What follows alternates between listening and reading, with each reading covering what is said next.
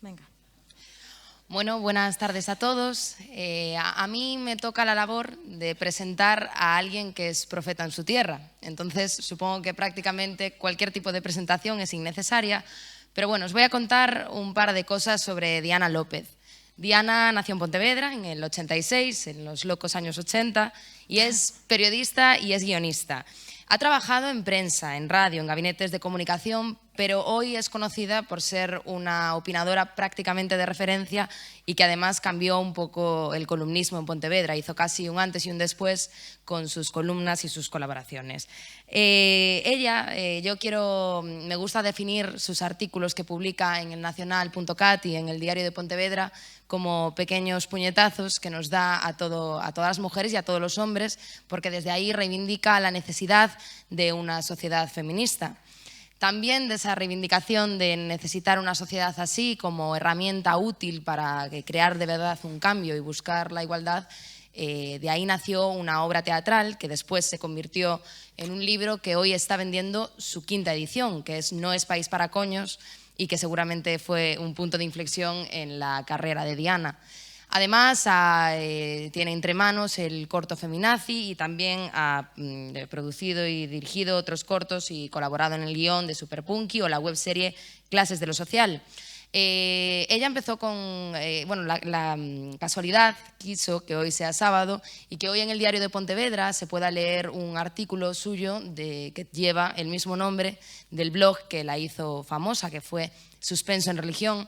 Pero hubo un punto de transición en el que ella saltó del blog a la prensa y nos contará cómo fue esa evolución.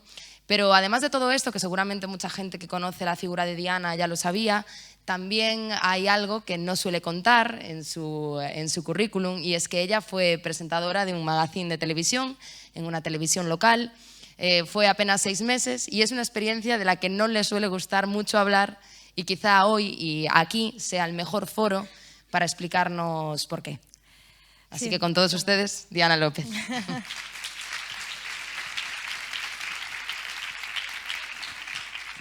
Bueno, muchísimas gracias por la presentación, Carolina. Yo no quería estar aquí. Esto es una cosa de Susana. Yo quería organizar el congreso. Quería conseguir que Pontevedra tuviese este maravilloso cartel, pero yo de ninguna manera quería estar subida en este escenario hablando de mí misma. Y ahora voy a explicar por qué yo escribo. Yo no sé cuántas... voy a intentar desnudarme un poco para hablar de un tema femenino. No femenino porque sea muy cookie, sino porque nos afecta a las mujeres y creo que es una consecuencia directa del patriarcado. Entonces me gustaría preguntarles a cuántas mujeres que levanten la mano, que están aquí, han tenido vergüenza de hablar en público, han sufrido angustia por sentirse expuestas o han sufrido ataques de ansiedad o de pánico ante una situación que les generaba una cierta visibilidad o ponerse en un foco. No sé si quieren levantar la mano o no. Creo que esto es una foto de lo que nos ocurre a las mujeres. Yo soy una de esas mujeres. Yo efectivamente, pues por mi físico heteronormativo, acabé presentando un programa de televisión que tampoco quería presentar, pero la directora de la cadena en aquel momento le pareció que yo era lo suficientemente mona, que no válida para presentar un magazine. La cosa acabó fatal. La mitad de los días yo iba con un tranquimacín debajo de la lengua y el último día ya directamente tuvo que venir una compañera a cubrirme porque yo era incapaz de soportar estar en un plató en directo y que sentirme observada. Era algo con lo que yo no podía. Me siento súper orgullosa de las compañeras que este día están aquí, que demuestran que las mujeres tienen capacidad de ser y estar. Hoy en día... Estos días, estábamos hablando de los espacios y de lo que nos cuesta ocupar los espacios, ¿no? Y para mí es muy inspirador escuchar a mujeres como a Marta, ayer, a Ana Pardo de Vera hoy, a Ima López Silva, que se mueven con ese discurso, ¿no? Que a mí, fijaos, me parece, y esto está mal que lo diga, pero me parece casi masculino, con una seguridad encima del escenario que yo no tengo. ¿Y por qué no la tengo? Yo no lo tengo. Os voy a explicar por qué. Los primeros días, que yo ya no quería presentar, pero aquí mi compañera Susana Pedreira me obligó a presentar, ocupé siempre el sitio de Carolina en la discreta posición más cerca de un lugar de salida, que es algo que hacemos las personas que tenemos ataques de pánico. Porque yo creo que en cualquier momento puedo morir y yo creo que es más elegante para ustedes que no me muera aquí delante y me muera ahí entre bambalinas.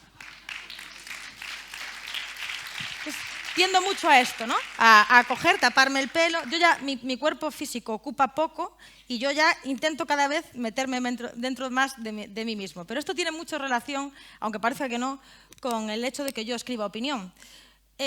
Antes hablaba, no sé si era Fernanda, de las resistencias a las que nos sometemos las mujeres, y hablaba de los miedos, ¿no? Y hablaba también de los derechos, del derecho, obviamente, a equivocarnos, del derecho a ser mediocres. Y yo hablo del derecho a ser vulnerables, que es algo que a las mujeres se nos castiga mucho más, porque se supone que como somos mujeres y ya somos lo suficientemente vulnerables, entonces si consigues saltar al espacio público, intenta no serlo, porque ahí te van a dar por todas partes. El miedo escénico que yo tengo no es una particularidad mía. Hay otras mujeres de muchísimo éxito, incluso más que yo, como por ejemplo una señora que se llama Kate Winslet, que tiene un Oscar y 2 Globos de Oro, que dice: a veces me despierto por la mañana antes de ir a un rodaje y creo que no soy capaz de hacer esto. Kate Winslet. Hay otra señora que también conocerán, que se llama Jennifer López, que ha vendido 70 millones de discos y que dice: a pesar de que he vendido todos estos millones de discos, siento que no soy buena en esto. Esto se llama el síndrome de la impostora, que es algo que yo tengo cada vez que hablo en público o que escribo una columna.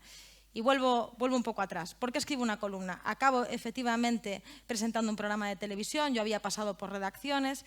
No, vamos un poco más antes, porque antes hablaba también Fernanda de la infancia, del campo de fútbol, lo volvisteis a repetir hoy. El campo de fútbol es un espacio masculino en que las mujeres estamos en los bordes observando muchas veces a los chicos. Pero hay otro espacio que es el aula. Y yo era una chica muy extrovertida, muy proactiva. No soy nada tímida, lo que me pasa no es un problema de timidez, sino no escribiría lo que escribo. O sea, no, es miedo a sentirme juzgada y observada. Entonces hay un cambio en mi vida. Yo era la típica niña petarda que quería salir al encerado siempre y que me pasaba todo el rato levantando la mano para que me dejasen salir. Esto pasó en el colegio.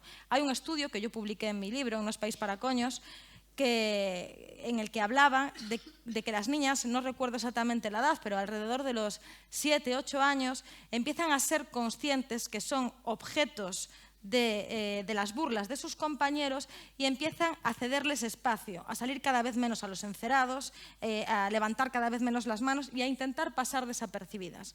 Esto fue algo que me pasó a mí, fue un cambio radical, de querer salir todos los días y levantar la mano en el colegio, en el instituto empezar a estar a media fila y acabar la facultad en la última fila y al lado de la puerta de salida. Y no querer salir nunca, ni presentar ningún trabajo, ni nada. Bueno, pues como al final tuve que acabar un poco forzada por las circunstancias de la directora de la televisión en aquel momento, presentar un programa, cosa que yo no quería hacer, cuando lo dejé me vi con la desgracia de que yo, como no quería presentar un programa de televisión y como no quería hablar en radio, porque tampoco me gusta, ¿qué podía hacer para manifestar mi voz? Entonces, mi columna, más que una vocación, fue reivindicar ese espacio que yo no era capaz de ejercer en otros sitios, porque yo sí creía que tenía una voz propia y a lo mejor interesante y tenía cosas que contar. De ahí nace el blog. Yo dejo el trabajo en la televisión y a los pocos meses yo creo el blog y es donde empiezo a hablar de cosas que me suceden a mí y que, influenciada por algunas escritoras americanas como Kate Moran, que seguramente muchas feministas tendrán algunos inconvenientes con ella, porque a lo mejor no es la feminista perfecta, o influenciada también por Lina Dana y su serie Girls, por Roxane Gay, la autora de Mala Feminista, también por el Club de las Malas Madres, empiezo a querer volcar mi opinión en el blog. Y aquí viene lo gracioso, porque mi blog, obviamente, al principio, ahora el pobriño está como todo descolocado, cambió la edición y, de hecho, tuve que renovar el hosting esta semana porque ya se me había caducado. Pagué 59 euros, total no lo uso y era solamente para venir aquí. Pero el caso es que yo utilizo esa columna para esconderme y se me ocurre escribir un artículo que se llama Mi coño y que al cabo de una semana tiene 1,5 millones de compartidos desde mi blog. O sea, de repente, todo lo discreta que yo era y que intentaba no llamar la atención, se convierte en un troll, o sea, un troleo constante de acoso y que me entra una angustia ya existencial. En plan, tampoco puedo escribir porque me van a encontrar en todas partes y no puedo pasar desapercibida. Y el artículo que escribo es ese que está ahí, que se publica en diciembre del año 2013, que digamos que es lo que hace cambiar mi vida y mi vida profesional, porque yo en aquel momento, después de mi experiencia de presentadora de magazine en Telelugo para señores de avanzada edad, con minifalda, pues, que era un requisito usar minifalda, y no lo digo de coña además, veo que esto se me va de las manos, yo me dedicaba a otra cosa, pero que si aguanto, si resisto todo este troleo, ¿no?, y este machismo, me mandan de todo. Esto era un artículo, para los que no lo hayáis leído, del que hoy en día no estoy orgullosa ni por el léxico, ni por la forma de escribirlo probablemente. Era más joven e inexperta. Pero claro, trajo mucho ruido, pero bueno, también trajo, pues eso, como os comentaba, mucho acoso. Pero a partir de ahí veo que es una oportunidad, ¿no?, que hay gente que me puede leer y que me puedo manifestar y que puedo tener mi voz de otra manera. Y por ahí nace la Diana bloguera, que no era un interés que yo tenía, ni siquiera en aquel momento, aunque es verdad que en el año 2012, 2013 había bastantes blogs, no había demasiados blogs feministas, yo creo. O sea, no es por sentirme yo pionera, pero en realidad la palabra coño en aquel momento no se utilizaba mucho. De hecho, yo estaba... se me está yendo la pinza porque lo que os quería contar es que el artículo iba contra la ley del aborto de Gallardón.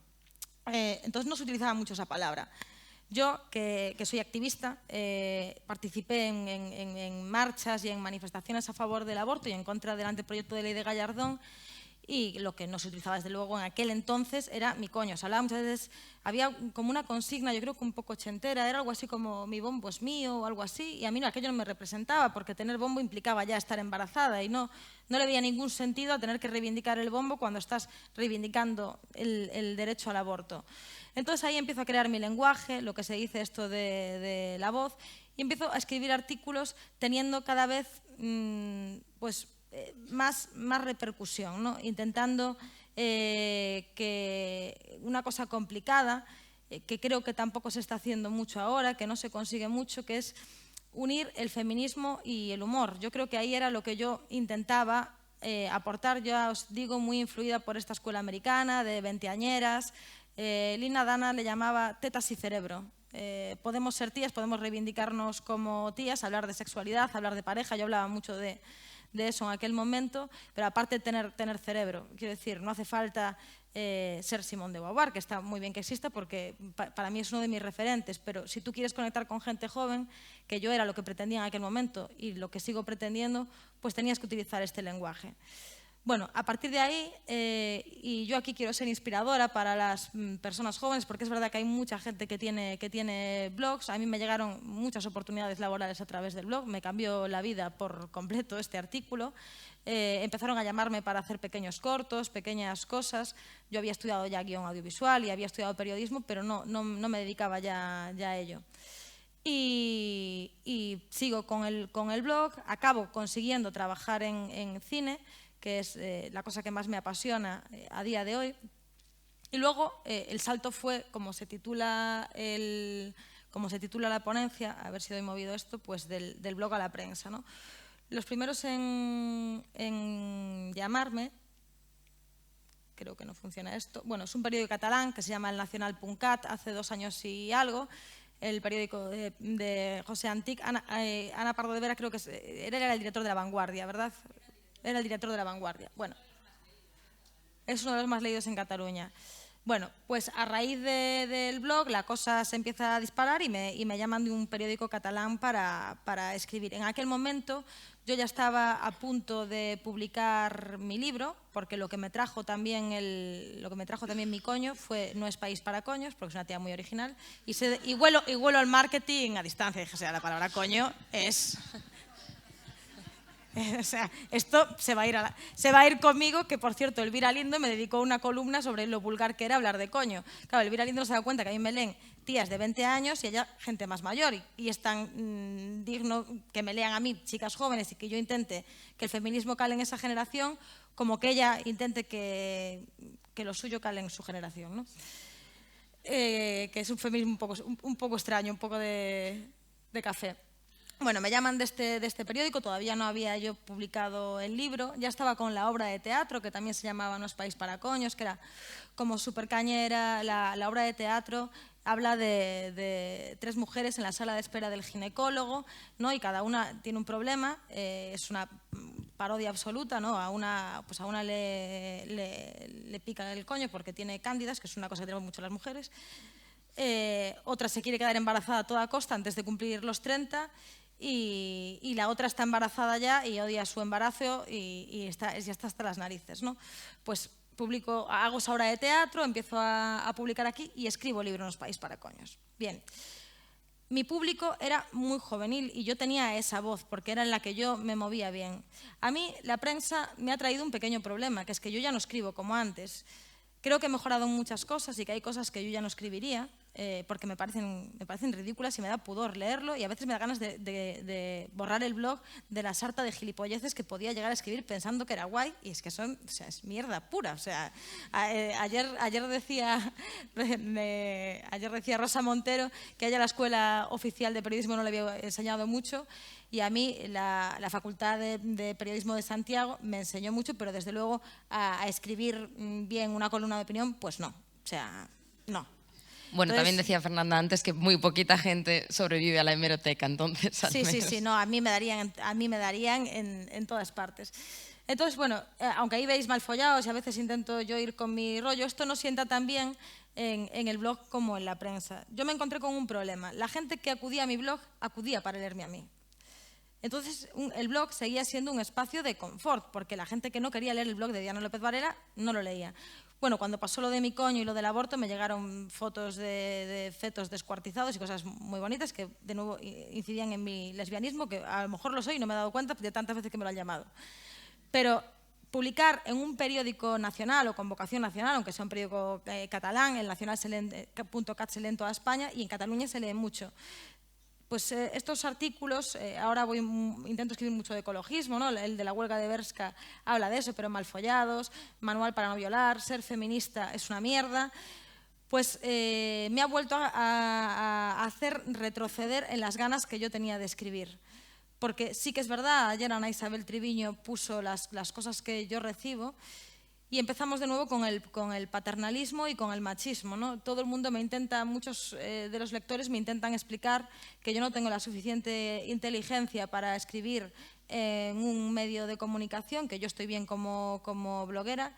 Incluso algunos son muy amables y dicen que además soy mona, ¿no? Y que estaría bien en la televisión, y esto está en los comentarios, que volvemos a lo mismo. Pero que lo de escribir ya cosas serias, ¿sabes? Que es que en un periódico estas gilipolleces no se pueden escribir. Básicamente me vienen a contar eso. Yo soy muy provocadora con los títulos, y ahí sí que soy diferente a Ima. A mí se me da muy bien titular, se me da muy bien. Luego los artículos, pues hay unos mejor y otros peores, pero se me da muy bien titular. Y claro, esto genera no gusta.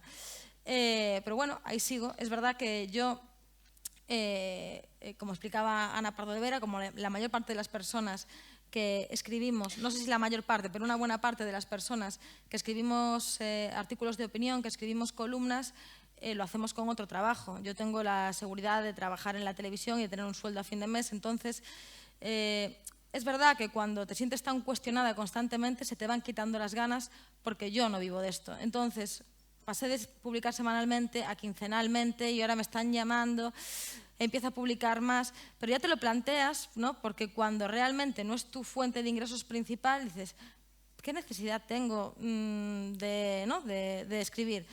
Pero luego acaba siendo una necesidad y estoy reivindicando ese espacio y esa voz que yo necesito. En mí es algo orgánico escribir, yo lo necesito.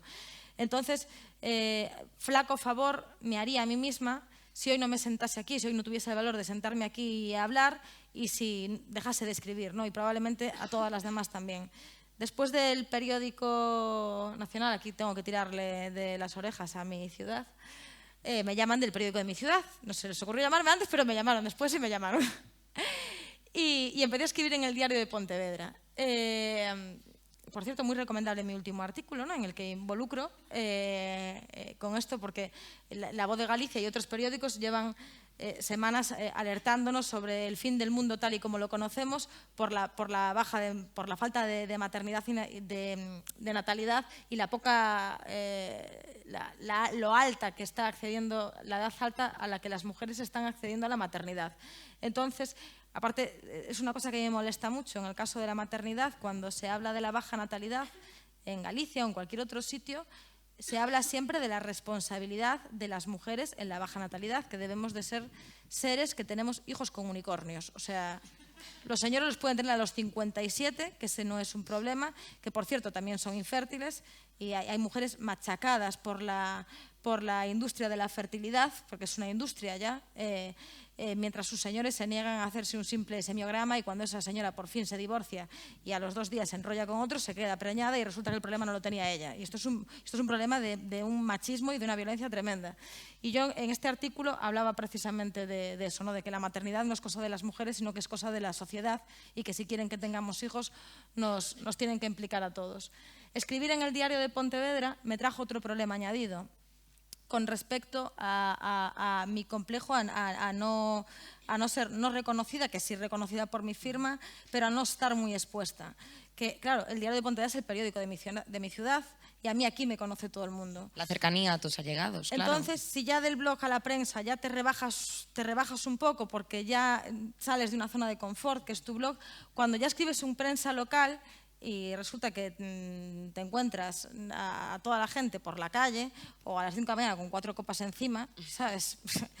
Y te vienen a decir, porque hay gente muy pesada, además, eso claro, cuando escribes en un periódico nacional no te pasa, pero es que a mí me han parado en varias gente a darme la chapa porque no estaban de acuerdo con lo que yo había escrito. O sea, yo con mi cubata allí, pues, tío, yo qué sé. No estoy trabajando ahora. ¿Lo has pagado? No, lo leí por internet, pues, hijo puta, o sea, ni siquiera lo has pagado y me vienes a charlar, no lo leas. Suscríbete al menos. Yo qué sé, ¿sabes? Pero, claro, estas son cosas que yo creo que no tienen valor a coger a Manuel Javois, verlo por la calle y decirle, oye, tío, que lo que has escrito no me mola. Por Twitter a lo mejor sí, pero a la cara lo dudo más.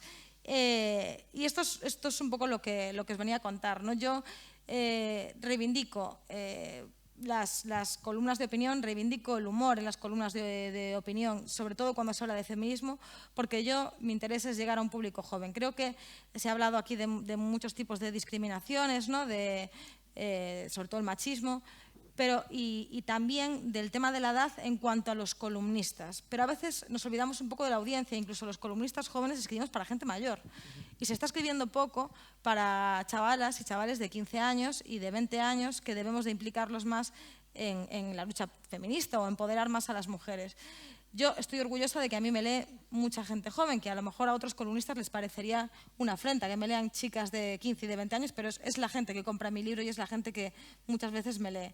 Y con todo esto lo que quiero decir que como he ido perdiendo poco a poco mi voz, y es algo que he ido reflexionando a lo largo de estos días, escuchando a todas mis compañeras, creo que voy a volver a recuperarlo un poco. Creo que voy a volver un poco a esa Diana más cañera, y que hablaba un poco más, se dirigía un poco más a la juventud, que es que, aunque yo ya tengo casi 32 años, todavía me siento muy teenager y creo que tengo mucho que aportar a esa generación. Entonces, yo creo que lo que no se puede es perder la voz, porque luego además cuando lees a mucha gente y con este síndrome de la impostora constante que me invade, digo, joder, qué bien escribes, leo a Fernanda, y no la leo porque me pone mala hostia, porque es que escribe muy bien, y me cabreo, y entonces digo, entonces leo a la otra. Esto tenía una columna muy chula, creo que era Moderna de Pueblo, una ilustración, ¿no? Que abría el ordenador, y empezaba a ver girls, después veía ilustraciones, cerraba y decía, soy una mierda, o sea, ya no quiero hacer nada más, Moderna de Pueblo, imaginaos. Y esto nos pasa mucho, ¿no? Cuando tenemos tanta información, claro, el estilo de Fernanda es completamente diferente al mío. A Lucía Taboada le decían que tenía voz de niña. A mí me ha dicho que escribo demasiado juvenil y que poco seria. O sea, que que mi discurso no tiene peso porque manejo un lenguaje y manejo una forma de hablar que no es seria y precisamente lo hago a propósito. O sea, yo soy macarra hablando, pero es que escribo de esa manera, de una manera completamente consciente. Sé escribir de otra manera, porque también he trabajado como periodista y no escribía el pleno del Concello de Lores hablando de mi coño, ¿sabes lo que te quiero decir? O sea, sé distinguir. Cambiaba el registro, claro. Que podría, y seguramente esa noticia sería la más leída de ese día y le vendría muy bien al alcalde. Esto ya es cuestión de marketing. Y hasta aquí mi discurso de hoy.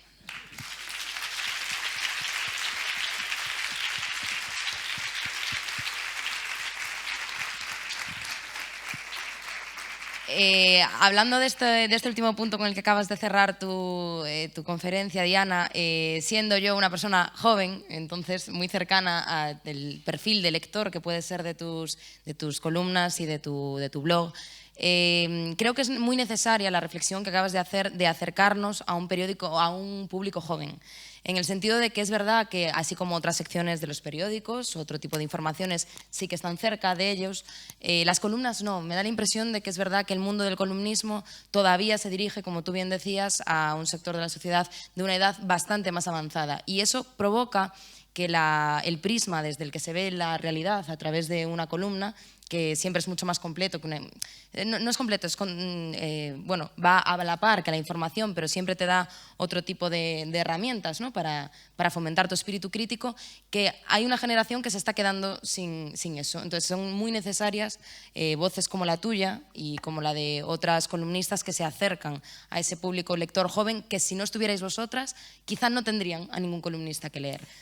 Sí, yo creo que ahí es una cosa de, pues eso, de crear esos referentes. Y luego muchas veces la gente mayor, yo no, porque todavía no me considero mayor, pero incluso gente de mi edad se pone un poco carca, ¿no? Diciendo estupideces como, es que claro, los chicos de ahora solo ven vídeos de mierda en YouTube, de youtubers que tienen miles de millones de seguidores. Ya a esta gente le importa cero la televisión, le importa cero el periodismo, le importa cero, y además no estamos haciendo nada tampoco para que se interesen por él, porque están, claro, con unas series, porque yo trabajo en ficción, porque soy guionista, claro, y me encantan las series, además veo series casi juveniles porque me mola saber lo que están haciendo, porque son unos consumidores brutales.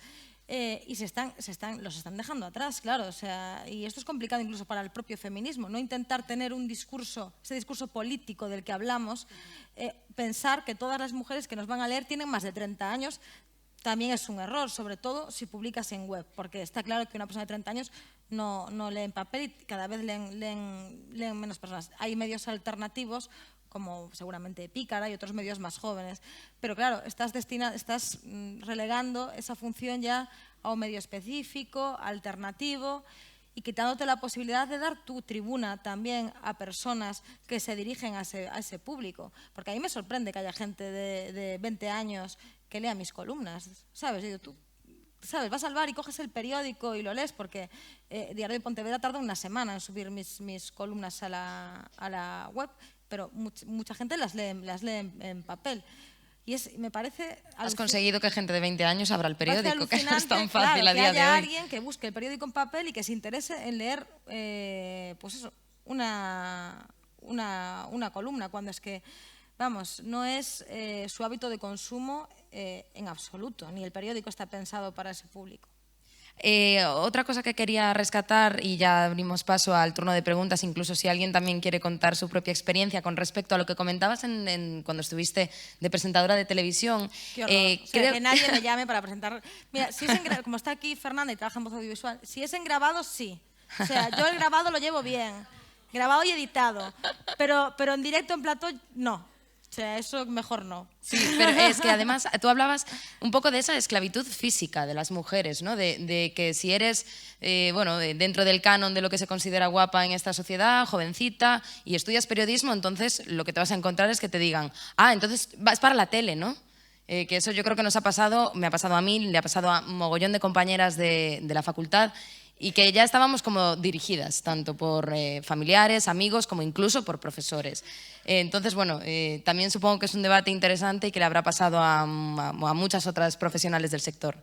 Y nada más, no sé si alguien quiere hacerle... Quería apuntar una cosa antes, que cuando hablaba de lo de lo de salir al encerado y demás, y que de las mujeres, claro, eso te resta espacio porque como te sientes observada, ¿no? Pues cada vez te genera más vergüenza salir, te sientes más ridícula porque te sientes observada.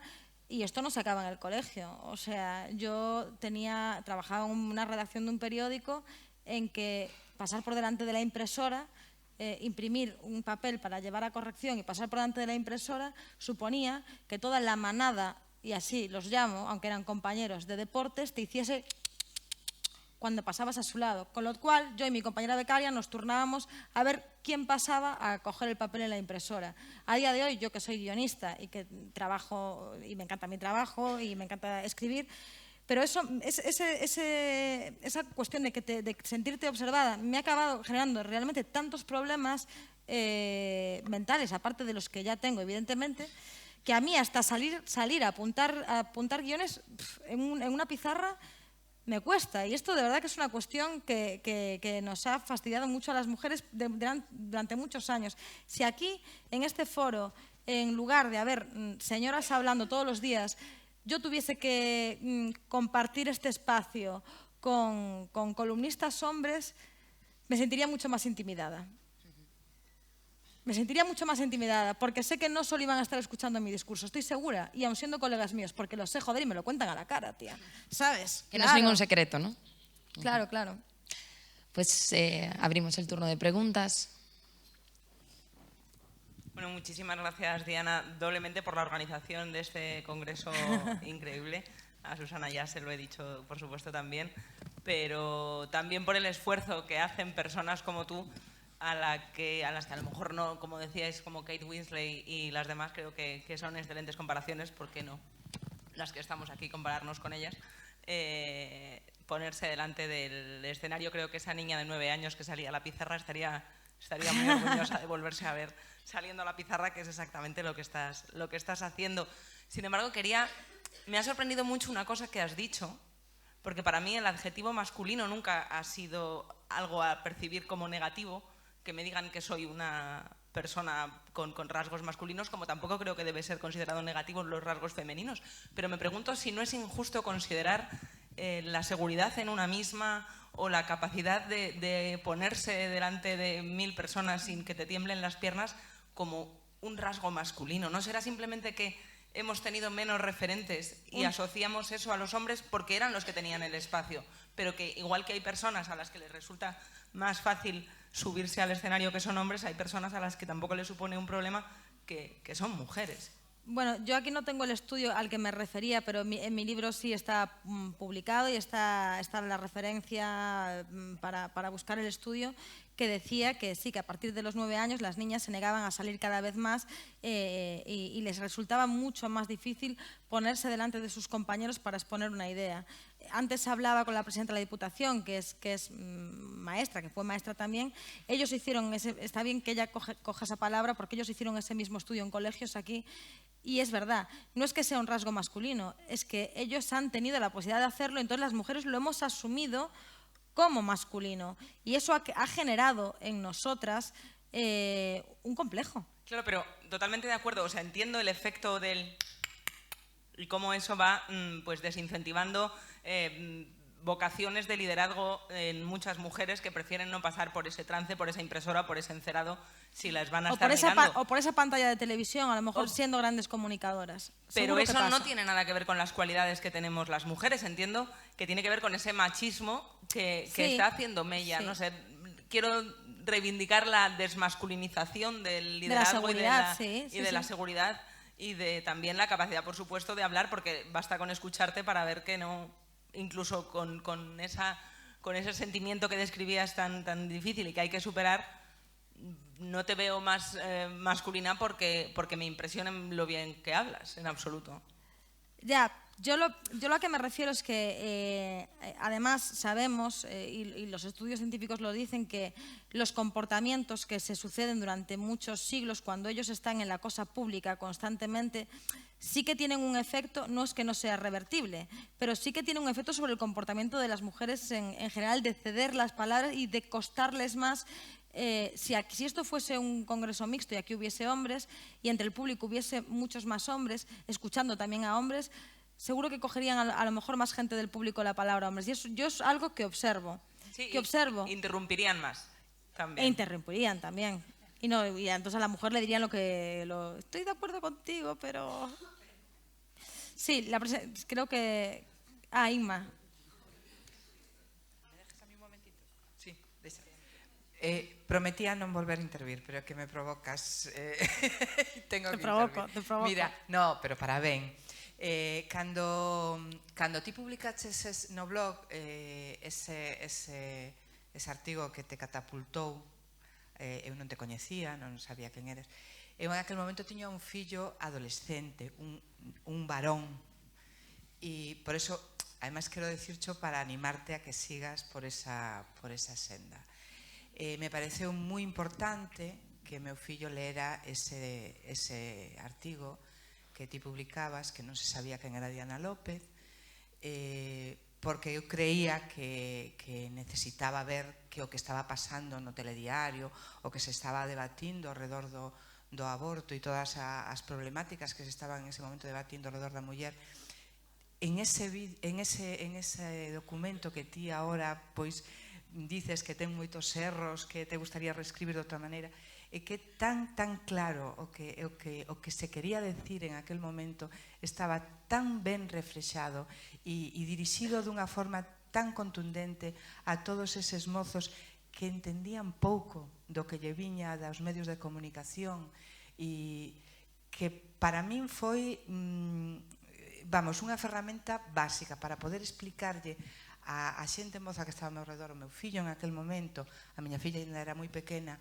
e a xente que andaba ao redor meu que era moza, foi unha ferramenta básica para explicar que o que eu quería decir cando falaba de algo da reforma do aborto de Gallardón. Por lo tanto, ten a moita honra e con moito orgullo esa entrada a ese blog, porque foi importantísimo para moitas persoas. Eu teño viva el WhatsApp, porque teño un grupo de WhatsApp que pon familia, e que me descargo, lamentablemente ten que ser así porque meu fillo xa non vive aquí e, bueno, estamos así xa máis esparcidos, pero sempre lle mando os teus artigos que aparecen por aí, porque me parecen que eu non sei decirlo mellor e necesito decirlo, a mí me sale de outra forma, e ademais son a súa nai e a súa profa ou a súa persona que supostamente estou aleccionando, ¿no? E sin embargo ti non estás aleccionando, e por eso que a mí me parece moi importante o que estás a facer e a pegada que estás a deixar, e probablemente por esas compartir no grupo de WhatsApp familia, pois conseguimos que diga, o Diario de Pontevedra, vamos a abrir a ver si hoxe toca ler a Diana, e abrimos. Por lo tanto, eu anímote moitísimo a que sigas en esa línea e que te contamines poquito. Gracias.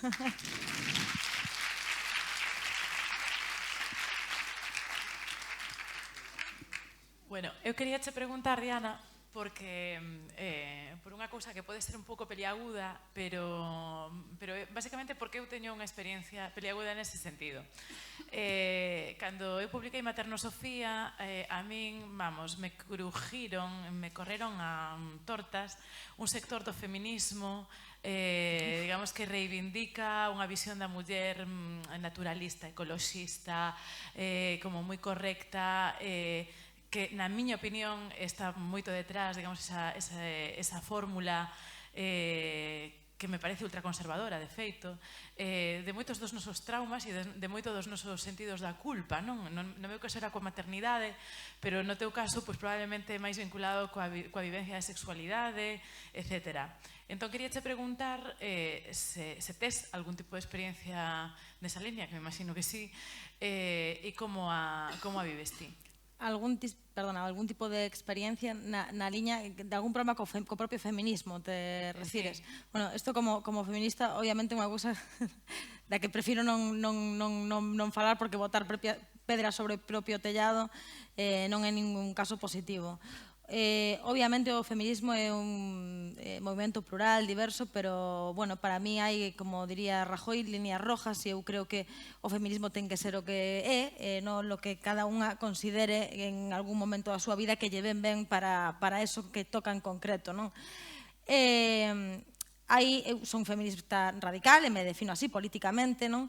E hai un tipo de feminismo dentro do feminismo radical que a mí me pode gustar máis ou menos, hai cousas, ás veces me parece que se agobian moito, por exemplo, ti que eres nai, igual ti o ves ao revés, non? E vos parece que agobiamos ao revés co tema da lactancia, non? Xa o empezo a ver hasta empalagoso, non? E digo, joder, todo o que conseguiron mulleres o mellor como a miña nai dándonos o biberón porque lles permitía conciliar máis, non? E ademais repartir as tarefas coa súa parella, porque así non sempre se tiña que levantar a mesma, non? Por exemplo, de noite, agora, joder, unha esclavitud, pero claro, eu non son nai, entendo que debe ser unha experiencia casi mística, non? Polo que din moitas nais, o de dar o peito, non o sei, non? Sí que teño problemas con este tipo de cuestións. Eu teño moitísimo... A ver, a min os trolls danme igual, non? Conseguín que me deran igual, que me chamaran de todo, insultos de todo tipo e tal. Me dá moitísimo medo cando se me critica desde o feminismo. Moitísimo medo. O sea, para min ese é o gran problema. Non se me critica moito, O sea, a verdade é que non. A verdade é que non. A verdade é que non, pero, bueno, teño tamén, eu teño cousas das que falei 1000 veces, eu, por exemplo, despois incluso presento a Celia, que é unha gran feminista, e eu tamén, ela é defensora da pornografía, creo que non sei se da prostitución, non o sei, e eu non. E este é un debate no feminismo que temos que plantexarnos, non? E igual, cando eu publico en contra do exercicio da prostitución, non de que se cuide as mulleres prostituídas, non? E que teñan a vida o máis digna posible, senón a favor da abolición da prostitución, porque eu penso que mentras un home poda pagar o corpo dunha muller para botar un polvo, o resto das mulleres, nunca haberá igualdade, porque sempre seremos posible en mercancía. O sea, mentras haya unha puta, vai haber un putero, non? E que haya un putero na sociedade que non é bo para ningunha muller, o sea, un tipo que sabe que cos seus cartos pode adquirir como no mercado do capital o corpo e a dignidade dunha muller, para mí non é bo. Pero isto é un debate dentro do feminismo, porque hai feministas que consideran que a prostitución é moi digna e empodera. Sabes? Eu creo que non, e que incluso a mí hai cousas que me parecen hasta despropósitos porque ofenden a xente, non? Incluso o comparan con limpiar escaleiras. Non, es que yo prefiro ser puta que gano tal antes que fregar escaleras. Claro, aquí hai moitas líneas éticas, pero que é un debate dentro do feminismo. A mí o maior medo que me dá é pisar, o sea, ter conflictos dentro do propio feminismo.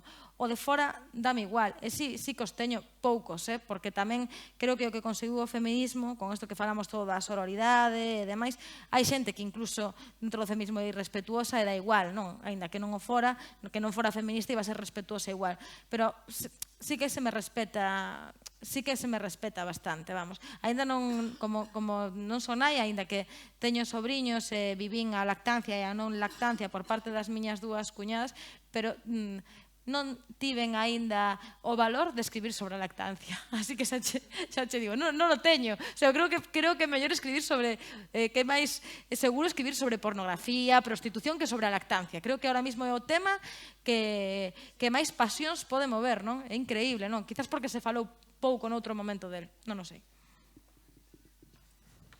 Bueno, como me interpelaba Diana que falara de estudios sobre como o entorno que ten tanta influencia na formación das nenas e dos nenos que son as escolas, os centros educativos, influen nesa posición das mulleres de intentar non estar expostas, de non ter protagonismo. Vou a contar moi brevemente. Simplemente quería comenzar dicindo que só faltaría que dentro do feminismo, que é unha filosofía e, polo tanto, pensamento, non tiveramos a capacidade de poder debatir sobre moitas cuestións e que hasta eso nos queren negar a posibilidade de que podamos ter distintas versións sobre e pensamentos sobre cuestións que van acontecendo no mundo e que van acontecendo no mundo do feminismo? Pois claro que sí, que hai posicións diversas, como hai en calquera outra posición. Por eso é o pensamento filosófico máis potente que nunca existiu no mundo. Perdón un segundo, Carmela, pero non me dá medo polo debate que se xera no feminismo. O que me preocupa é que desde fora usen para decir, veis, o sea, en a que sedes feministas, no fondo sodes mulleres e xa vos estades peleando. Entón, por eso hai temas que prefiro, porque non aporta o feminismo. De economía, e hai moitísimas teorías económicas, verdad? E cando falan e se enzarzan duramente en cuestións, ninguén dice xa se o des homes está desprexando, non? Entón, eu creo que tamén temos que superar esas cuestións, porque claro que sí, claro que diversemos, e moitas veces con pasión, e que faltaría máis, porque aparte as mulleres, lo levades dicindo todas aquí, moitas, durante todo este encontro, non? Este congreso, e que somos diversas, somos diferentes, que eso sí, que compartimos algo tan excepcional, o máis excepcional que ten pasado no mundo, na historia do mundo, que é que loitamos por sociedades igualitarias. E iso, claro, ten unha potencia de unidade que non o ten ningún outro pensamento, pero somos diferentes, diversas, e tamén debatimos. Moi rápido, eu entrei a traballar moi xoven, son mestra, a traballar nun centro educativo, moitas das mulleres que entramos ali, pois comenzábamos a militar no feminismo, non? Fixemos un estudio no centro educativo no que traballábamos. Durante 5 anos estivemos analizando, en primeiro lugar, como se sentaban as nenas nas aulas, cal era a súa disposición, e tamén estudiando as porcentaxes de intervencións que había, pois para preguntar dudas ou para opinar sobre calqueira tema ou para leer os traballos que se desenvolvían, e o fixemos en 2 clases. E chegamos á conclusión de que, primeiro, o porcentaxe de intervencións das nenas estaba sempre por debaixo do 20%. En segundo lugar, que sempre se sentaban nas aulas detrás, e as rapazas con máis capacidade de liderazgo ou que eran menos tímidas ou que se atrevían máis a tomar posicións no espacio, se sentaban moi poucas diante, pero nas esquinas, nunca diante no centro. Eso observamos en todas as clases, pero analizamos 2. A partir de ese análise que fixemos con moitos ítems, pois en unha clase decidimos non actuar, en outra decidimos actuar, non?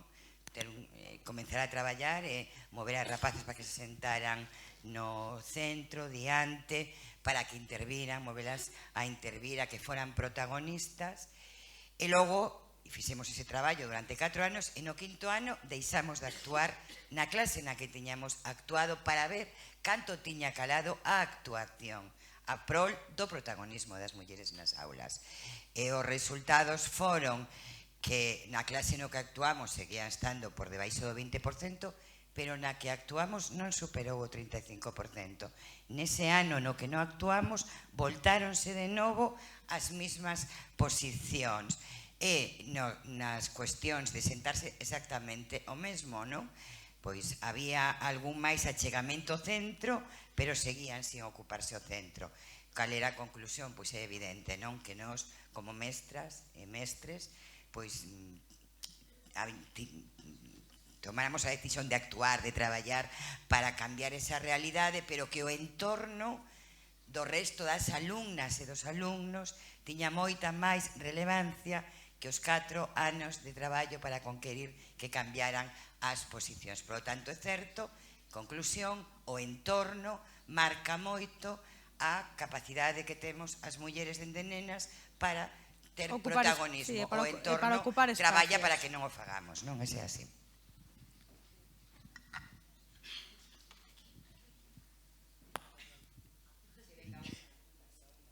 Unha última pregunta. Hai tamén unha señora por aí atrás. Yo soy breve. Bueno, muchas gracias, Diana, por todo lo que has dicho y por todo lo que estáis haciendo. A mí me interesa mucho el impacto de las palabras. Me parece que las palabras provocan efectos muy llamativos muchas veces. Y me interesa mucho lo que contaste del efecto que produce que una mujer diga coño, mucho más que lo escriba. mucho más que lo escriba. Hablamos mucho de lenguaje inclusivo, es uno de los grandes debates, pero yo creo que se habla poco de esto, ¿no? De qué manera las mujeres estamos empezando a ocupar espacios también en la forma de hablar y reivindicar que podemos decir tacos o que podemos decir coño, que podemos referirnos a nuestra sexualidad con unas determinadas palabras, ¿no? Y viene este al caso por un asunto que se está produciendo estos días en Galicia, que seguro que sabéis de qué hablo, porque quería preguntarte incluso si hay una cuestión generacional aquí, si hay bueno, pues, unas franjas de edad que asumen mejor esa palabra. Yo no estoy de acuerdo en que sea una provocación, yo creo que es una descripción, que es una palabra que tiene una carga semántica fruto también de una historia, ¿no? Pero me refiero a lo que está pasando estos días con el cartel que ha hecho público el Bloque Nacionalista Galego, no sé si lo conocéis. Sí. Bueno, que es en respuesta a un viejo cartel que había hecho público el Partido Popular, que era, bueno, las mujeres aparecíamos como unos monumentos allí colocadas encima de la peregrina, y el Bloque ha contestado a ese cartel diciendo a las mujeres, no sé exactamente cómo es o máis grande de Galicia, estate a Cona. ¿No? Cona en grande, y los carteles están por las ciudades.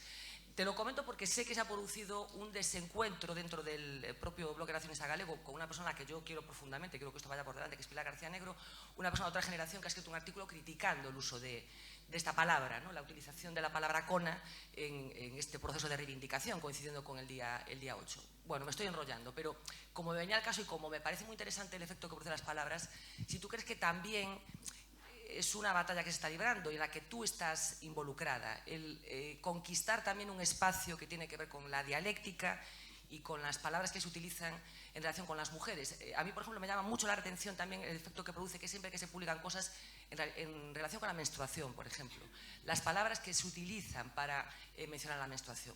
En fin, ¿crees que hay una frontera también por traspasar ahí, no tanto en el lenguaje inclusivo, sino con el tipo de palabras que las mujeres podemos usar? Sí, está claro. Bueno, es que hasta hace poco no es que no se mencionase coño, es que seguramente tampoco se mencionaba vagina, y los órganos sexuales femeninos y la sexualidad femenina tampoco existían en las columnas de opinión, ¿no? Yo, con respecto a esto del Bloque Nacionalista Galego, y que me parece una respuesta espléndida, porque yo me sentí muy indignada también con el cartel del Partido Popular, tengo mis dudas, y justo es esto lo que os estoy... Me ha encantado como respuesta, ¿no? Pero tengo mis dudas con respecto a lo del lenguaje, porque es lo que he hablado antes de mi tránsito del blog al periódico, ¿no? Y de cuidar el lenguaje. Tengo las dos cosas. Yo, por una parte, me gusta ser provocadora, y creo que, aunque sea una palabra muy normal, que llevamos utilizando mucho tiempo, pero no para referirnos a los genitales femeninos, sino la utilizamos como... No me sale la palabra, bueno, al igual que joder, Que mierda, sinónimo de mierda. Sí, o sea, de una manera, bueno, para referirnos a algo malo, además, porque qué coñazo, ¿no? Y coño no son palabras positivas. Y yo precisamente sí que lo positivo cuando hablo de mi coño y como órgano sexual. Tengo mis dudas, porque yo creo que hay que cuidar el lenguaje, creo que en la prensa hay que cuidar el lenguaje, creo que los que escribimos, además, tenemos que leer mucho y tenemos que intentar también que, con un lenguaje que entienda a todo el mundo, el léxico mejore, ¿no? Y no empeorarlo y no convertirlo en algo barrio bajero y vulgar. Pero claro, a mí sí que me gusta provocar, y a mí a veces me hacen falta ese tipo de palabras. Entonces no sabría cómo decirte. Si la palabra coño se empieza a utilizar, y ya se está empezando a utilizar de forma indiscriminada todo, perderá también cualquier tipo de poder que tuvo hace 5 años, ¿no? O sea, pasará desapercibida. Eso va a ocurrir, ¿no? Si se empieza a utilizar constantemente y demás, pues seguramente empieza a ser asumida como algo más light. Pero es que es algo que no tengo claro. Creo que escribo para gente de mi generación, de 30 años, pero también para gente más joven. A mí me gusta utilizarla, sobre todo porque en el momento en que la utilicé yo, de verdad que es que no sé, yo no había leído nada, pero sí que había leído a Kate Moran hablar de su coño y de cosas que a mí me había dejado de vuelta y media, y cuando acabé de leer el libro dije, es que yo quiero escribir como esta tía, es que me parece divertidísimo. Y buscando también esa parte de humor y de parodia y tal, por eso me gusta utilizar ese lenguaje. Pero claro, yo creo que también va mucho con la firma que va detrás. Yo creo que es comprensible que Diana López utilice ese lenguaje, y que Elvira Lindo, que por cierto contestó a mí, tengo el honor de que Elvira Lindo me dedicase una columna hablando de No es país para coños del libro, hablando de este feminismo vulgar, decía ella, ¿no? que está utilizando estas palabras, echando por tierra casi, vamos, el feminismo de las señoras, ¿sabes? Prácticamente era lo que venía a decir, ¿no? Lo vamos a dejar aquí porque las mujeres que opinan también comen. Y volveremos a las 4:30, pero solamente quiero decir que es verdad que ella titula muy bien porque el título de este foro es su idea. Las mujeres que opinan son perigosas.